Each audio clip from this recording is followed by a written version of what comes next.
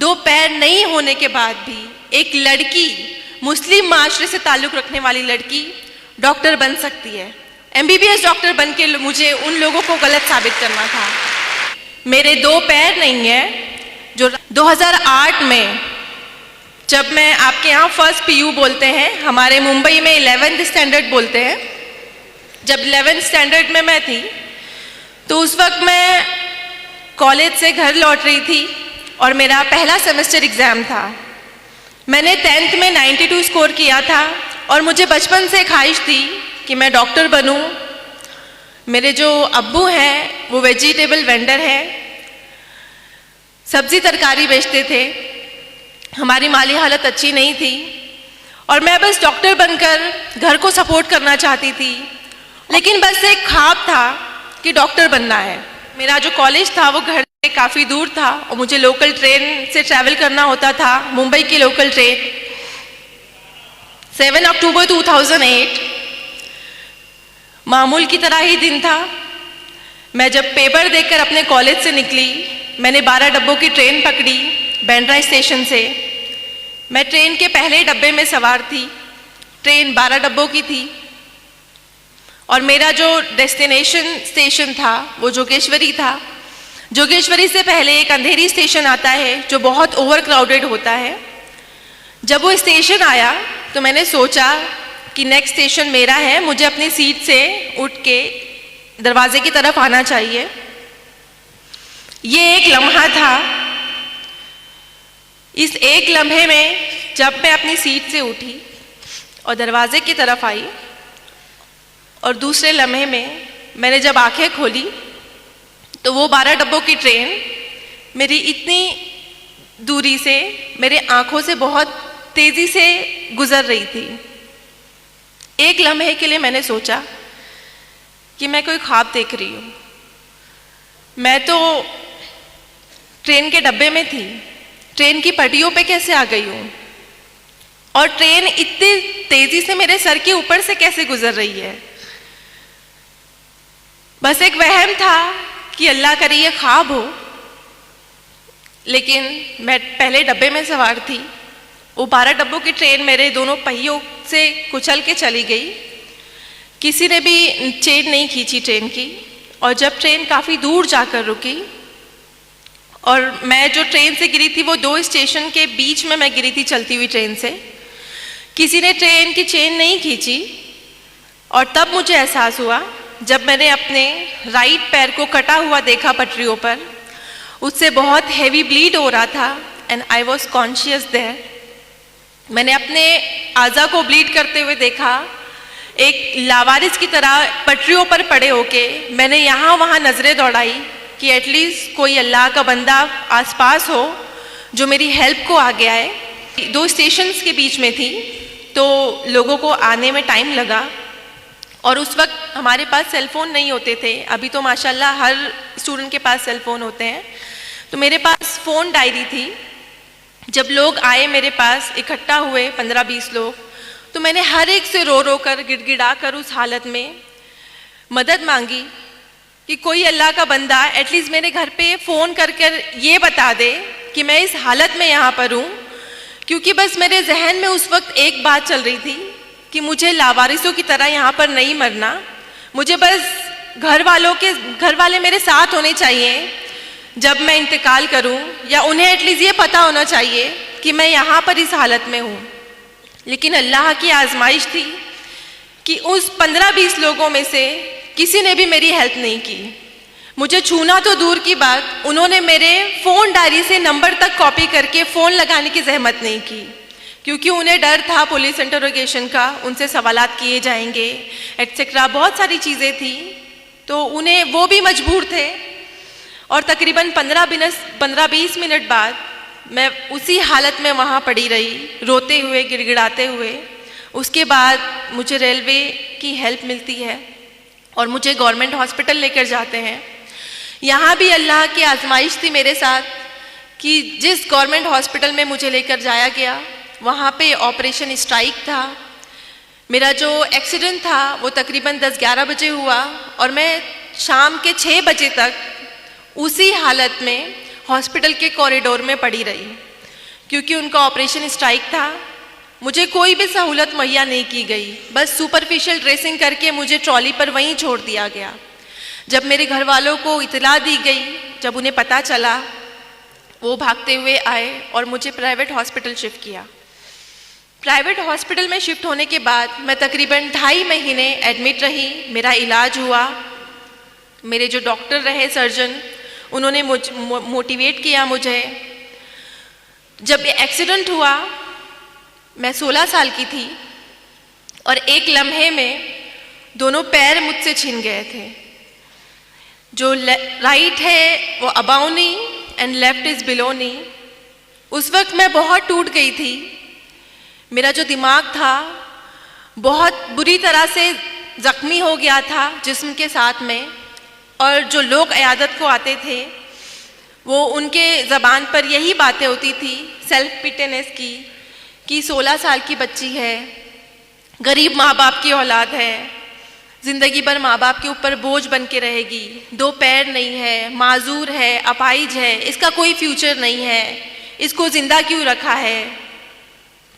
मैं भी अपने जहन में काफ़ी बातें सोचती थी, और मेरी जगह अगर कोई भी होता, कोई भी 16 साल का लड़का या लड़की होती, तो वो भी यही सोचती कि इस ट्रेन एक्सीडेंट में अल्लाह ने मुझे दूसरी ज़िंदगी तो दी, लेकिन इस तरह की बेबस वाली ज़िंदगी कि मैं एक तरफ से दूसरी तरफ खुद से करवट नहीं ले सकती हूँ, मैं खुद से वॉशरूम नहीं जा सकती हूँ, मुझे मेरी अम्मी गोद में उठाकर यहाँ से वहाँ वॉशरूम लेके जाती थी। तो पूरी तरह से मैं अम्मी के ऊपर, घर वालों के ऊपर डिपेंड हो गई थी, और वो डिपेंडेंसी की लाइफ मैं नहीं चाहती अल्लाह किसी को दे।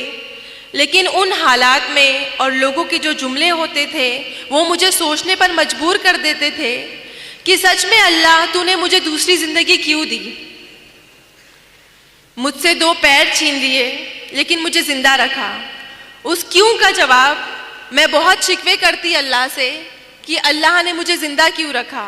हर एक दिन दर्द से गुजरता मेरा। जब भी ड्रेसिंग होती, हॉस्पिटल में मेरी चींघें गुजा करती थी, लेकिन मैं हमेशा शिकवा गुजार होती अल्लाह से कि अल्लाह ने मुझे दूसरी ज़िंदगी क्यों दी, तूने क्यों ज़िंदा रखा मुझे।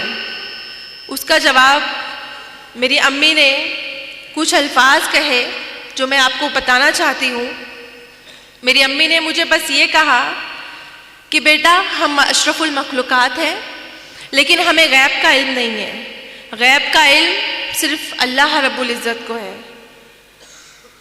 आपके पास पूरा जिस्म है, आपके पास दिमाग है, आपके पास हाथ है, आपके पास आँखें हैं, आपसे सिर्फ छीना है तो क्या, 2 मामूली पैर, सिर्फ 2 पैर लिए अल्लाह ने आपसे, और वो भी अल्लाह की चीज़ थी, तो उससे शिकवा कैसा।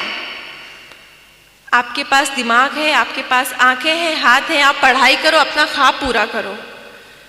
तो इस मोटिवेशन में मेरी घर वालों ने बहुत सपोर्ट किया, मेरे स्कूल और कॉलेजेस के असातिज़ा ने, मेरे डॉक्टर ने मुझे मोटिवेट किया, और उन्होंने कहा कि आपके 2 पैर नहीं है तो क्या हुआ, आप चल नहीं सकती है तो क्या हुआ, आप डॉक्टर बन सकते हो, और इंशाअल्लाह आप एक दिन ऐसे चलोगे प्रोस्थेटिक लेग से कि सामने वाला देखकर आपको अंदाज़ा नहीं लगा पाएगा कि आपके पास 2 पैर नहीं है। उस वक्त मुझे लगता था कि ये सारी तसल्ली वाली बातें हैं, ऐसा कुछ नहीं होता, लेकिन मैंने हिम्मत नहीं हारी। मैंने सोचा कि जब अम्मी कह रही हैं, सारे घर वाले कह रहे हैं कि अल्लाह ने कुछ प्लान किया है मेरे लिए जो मुझे अभी दिखाई नहीं दे रहा, मुझे सिर्फ मुश्किलें नज़र आ रही हैं कि मेरे पास 2 पैर नहीं है, लेकिन उसके आगे का अज्र शायद मैं नहीं देख पा रही हूँ, जिसके लिए मुझे मेहनत करनी है। तो मैंने मेहनत स्टार्ट की, मैंने स्टडी की। जिस ईयर में मेरा एक्सीडेंट हुआ था, I was in 11th standard, मैंने वो ईयर स्किप नहीं किया। मैंने व्हील चेयर पर एग्ज़ाम दिया, मैंने 12th कंप्लीट किया, और अल्हम्दुलिल्लाह से मैंने फ़र्स्ट क्लास से 12th क्लियर किया। और फिर उसके बाद एडमिशन के लिए आपको पता है उस ज़माने में, अभी तो नीट है बट हमारे ज़माने में CET हुआ करता था, तो कॉमन एंट्रेंस टेस्ट में मैंने all over Maharashtra 3rd rank लिया PH कोटे में।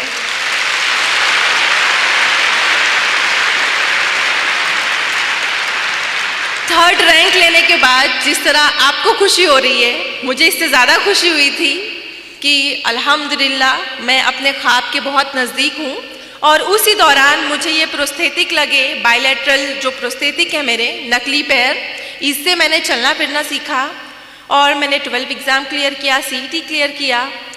लेकिन यहाँ पर भी अल्लाह ने आजमाइश रखी मेरे लिए। मेडिकल में एडमिशन के लिए सारे डिसेबल पीपल को एक काउंसलिंग होती है, मेडिकल एग्जामिनेशन होता है और वहाँ पर हमारा डिसेबिलिटी परसेंटेज डिसाइड किया जाता है कि how much disable we are. तो वहाँ पे जब हम काउंसलिंग को गए, बहुत सारे कैंडिडेट आए हुए थे, मैं भी उनमें से एक थी। जब मेरा एग्जामिनेशन किया उन्होंने, तो मुझे मेरे डिसेबिलिटी सर्टिफिकेट पे उन्होंने 89% डिसेबल लिखा। और मेडिकल में एक क्राइटेरिया है, 20 ईयर्स लॉ है कि कोई भी फिजिकल डिसेबल जो कैंडिडेट है, जो उम्मीदवार है मेडिकल में एडमिशन के लिए, वो 40 to 70 के बीच में डिसेबल हुआ तो ही एडमिशन के लिए एलिजिबल है, वरना उसे एडमिशन नहीं मिलता है। तो I was more than 70% disable that time, और तो मुझे मेडिकल में एडमिशन के लिए डिनाई किया गया कि आप 89% डिसेबल हो, आप 2 क्रचेस यूज़ करते हो, आपके पास 2 पैर नहीं है, तो आप मेडिकल में एडमिशन नहीं ले सकते हो, आप डॉक्टर नहीं बन सकते हो। उस वक्त जो मायूसी की लहर थी मेरे अंदर, वो मेरे एक्सीडेंट के वक्त से ज़्यादा थी, क्योंकि मैंने बहुत मुश्किलों से अपने आप को समेटा था। मैंने बहुत यकीन किया था अल्लाह की ज़ात पर कि अल्लाह ने मेरे लिए कुछ बड़ा रखा है, क्या पता इसी के ज़रिए मुझे डॉक्टर बनना लिखा हो। लेकिन जब डिनाई हुआ तो मैं बहुत फिर से मायूस हो गई। लेकिन वहाँ पर मेरे डॉक्टर ने मुझे सजेस्ट किया कि आपके पास एक और रास्ता है, आप नाउम्मीद मत हो अल्लाह की ज़ात से, आपके पास एक और ज़रिया है, आप बॉम्बे हाई कोर्ट में अपना केस फाइल कीजिए। मेरे लिए बहुत अनोखी बात थी, आई थिंक आप लोगों के लिए भी होगी, कि मेडिकल में या कोई भी इंस्टीट्यूट में एडमिशन के लिए एक बच्चा जिसके पास एक अच्छा रैंक है, जो एलिजिबल है, उसे बॉम्बे हाई कोर्ट क्यों जाना है। उस वक्त मेरी समझ में नहीं आया, लेकिन मैंने हिम्मत नहीं हारी और मैंने अल्लाह से दुआ की, बहुत गिड़गिड़ा के दुआ की और अल्लाह पर यकीन रखा कि अगर इस तरह अल्लाह मुझे इस मेडिकल में एडमिशन को दिलाता है तो मैं ये भी ट्राई करूँगी, मैं हारूंगी नहीं इस मकाम से। तो मैंने बॉम्बे हाई कोर्ट में मैंने 2011 में केस फाइल किया अगेंस्ट मेडिकल काउंसिल। वहाँ पे विदिन 2 मंथ मेरा सब कुछ ऑब्जर्व किया गया। वहाँ पे जो जज थे मोहित शाह सर, उन्होंने मुझे देखा और मेरे अंदर का पैशन देखा उन्होंने एक्चुअली। और उस वक्त मेरे हाथों में 2 क्रचेस थी, अभी तो मैं सिंगल यूज़ करती हूँ, बट 2 क्रचेस के साथ में मैं जब बॉम्बे हाई कोर्ट के अंदर दाखिल होती थी, उन्होंने मेरा एटीट्यूड देखा कि, और उस वक्त जब हियरिंग होती थी तो सारे फैसले मेरे अगेंस्ट होते थे कि मैं 89% डिसेबल हूँ, मेरे पास 2 पैर नहीं है, मेरे हाथों में 2 क्रचेस है, मैं कैसे पेशेंट को ट्रीट करूँगी, मैं कैसे एक जगह से दूसरी जगह जाऊँगी। तो सब कुछ मेरे अगेंस्ट था और मैं बहुत नाउम्मीद हो गई थी कि शायद मुझे यहाँ पे भी डिनाई मिलेगा। और मुंबई में ऐसा कोई केस नहीं था कि मोर देन 70% डिसेबल के बाद भी किसी को एडमिशन मिला हो। मेरा केस पहला केस था जो बॉम्बे हाई कोर्ट में गया। लेकिन जब आखिरी दिन था, मैंने खुद से हिम्मत जुटाई और मैंने खुद से एक अहद किया। 2008 में मेरा एक्सीडेंट हुआ था और 2011 में ये बॉम्बे हाई कोर्ट में मैं गई। तो इन 3 सालों में मुझे डर लगता था ट्रेन की आवाज़ से। जब भी मैं ट्रेन को देखती तो मुझे खौफ बैठता था, लेकिन मैंने खुद की हिम्मत जमा की और मैंने सोचा कि अगर आज मैंने इस डर को नहीं भगाया ना, मुझे ये प्रूव करना है कि मेरे हाथों में 2 क्रचेस हैं। इस ट्रेन ने मेरे 2 पैर छीने, लेकिन मैं इसी ट्रेन में सवार होकर बॉम्बे हाई कोर्ट जाऊंगी। और लास्ट डे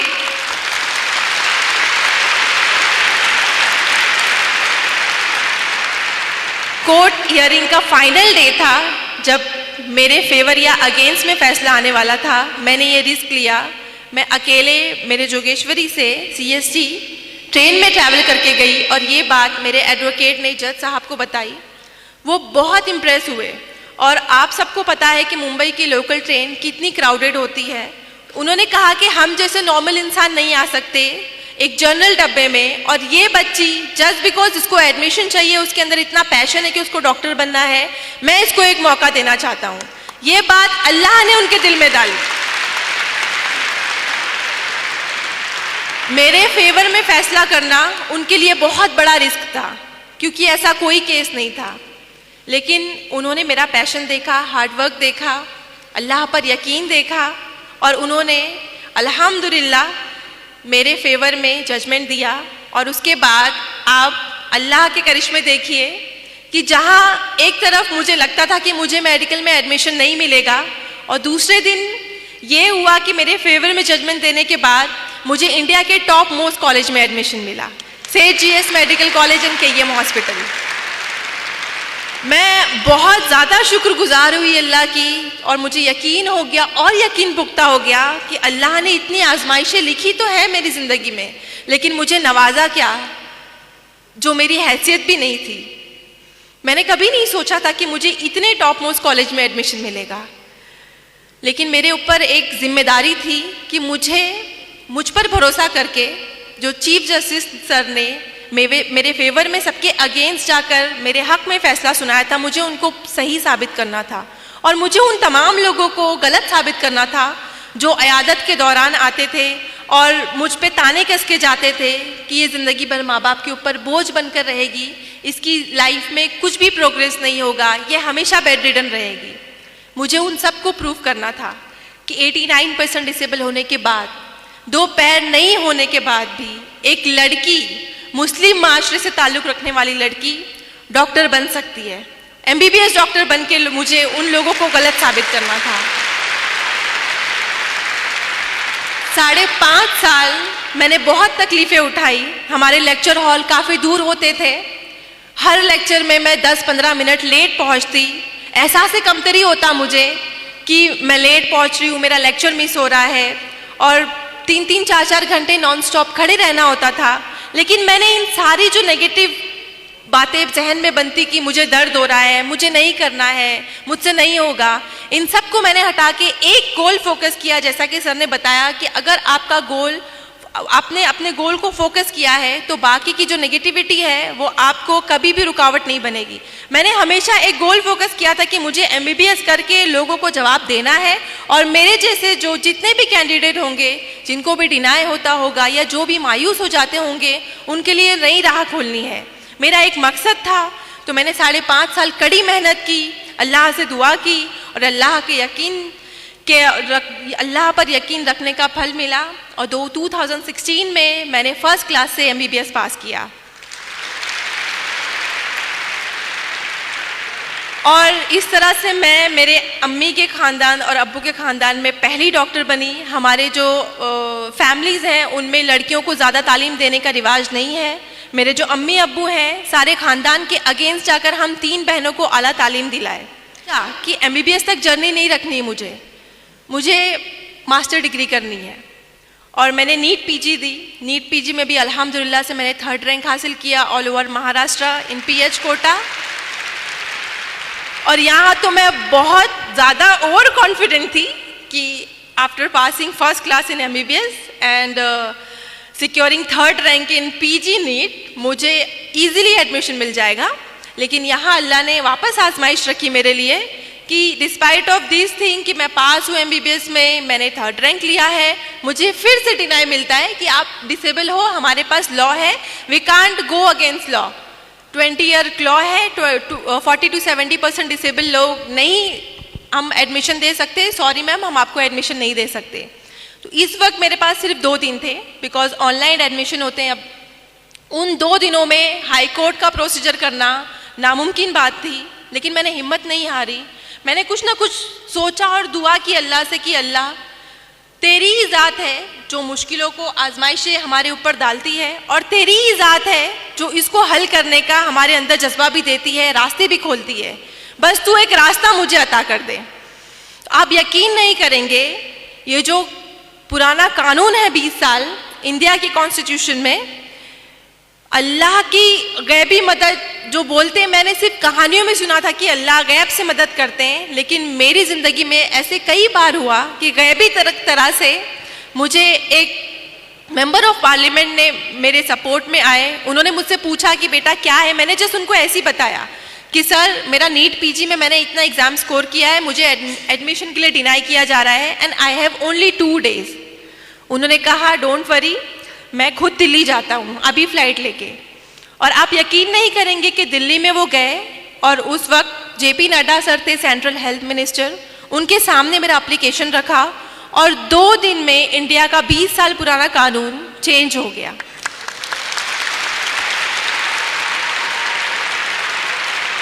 ये इंडियन कॉन्स्टिट्यूशन में तारीखी वाकया है कि कोई भी इतना साल पुराना कानून 2 दिन में चेंज हो जाए जस्ट बिकॉज ऑफ 1 एप्लीकेशन। तो ये अल्लाह का करिश्मा नहीं है तो क्या है, आप इसको क्या कहेंगे? अल्लाह की ज़ात पर यकीन रखने का फल है ये। अल्लाह की ज़ात पर यकीन था मुझे कि अगर अल्लाह ने इतनी आजमाइशें दी हैं तो हल भी वही निकालेगा। और उसके बाद जब ये रूल चेंज हुआ, और आपको बताऊं कि मुझे एमडी में सेम कॉलेज में एडमिशन मिला, सेठ GS medical college and KEM hospital. और अभी मैं आपके सामने एमडी के लास्ट ईयर में हूँ। मेरे फाइनल एग्ज़ाम मई और जून में है। आप लोगों से दुआ की दरख्वास्त है कि आप लोग प्लीज़ मेरे हक़ में दुआ कीजिए कि मैं ये भी अच्छे नंबरों से कामयाब हो जाऊँ और लोगों को बहुत इंस्पायर करूँ। अल्लाह मेरे ज़रिए अगर ये काम करवाना चाहता है, मैं बहुत खुश हूँ। बस आप लोगों की दुआ चाहिए। ये सब मेरी ज़िंदगी के फैक्ट्स थे जो मैं आप लोगों के सामने रख रही थी। मैं अपनी ज़िंदगी के हालात इस मकसद से आपके साथ शेयर कर रही थी कि हालात चाहे जैसे भी हों, हमें अल्लाह की ज़ात से उम्मीद नहीं छोड़नी चाहिए, क्योंकि हालात को लाने वाली और उसको हल करने वाली ज़ात सिर्फ अल्लाह की होती है। हमें उसकी ज़ात पर तवक्कुल होना चाहिए। आपकी ज़िंदगी में बहुत सी परेशानियाँ आएंगी, मेंटली होंगी, फाइनेंशियली होंगी, फिज़िकली होंगी, लेकिन आपको उनसे घबराना नहीं है, आपको उनसे डरना नहीं है और ना ही अपनी कोशिश को, अपनी मेहनत को बंद करना है। अल्लाह रब्बुल इज़्ज़त हमें 70 माओं से ज़्यादा चाहता है। आप सबकी अम्मी जितना चाहती है आपको एक रात बुखार हो जाए, आपकी अम्मी सारी रात नहीं सोती। अल्लाह ताला 70 माओं से ज़्यादा चाहता है हमें, तो हमारी हैसियत से ज़्यादा मुश्किलें कैसे दे सकता है वो हमें? बस उसकी ज़ात पर यकीन रखो, मुश्किलों से लड़ना सीखिए मेरे दोस्तों। इंशाअल्लाह कामयाबी आपकी कदम चूमेगी। जैसा कि शेर में कहा है, परेशानियों से भागना आसान होता है, परेशानियों से भागना आसान होता है, हर मुश्किल वक्त ज़िंदगी में एक इम्तिहान होता है। हिम्मत हारने वाले को कुछ नहीं मिलता ज़िंदगी में, हिम्मत हारने वाले को कुछ नहीं मिलता ज़िंदगी में, मुश्किलों से लड़ने वालों के कदमों में जहान होता है।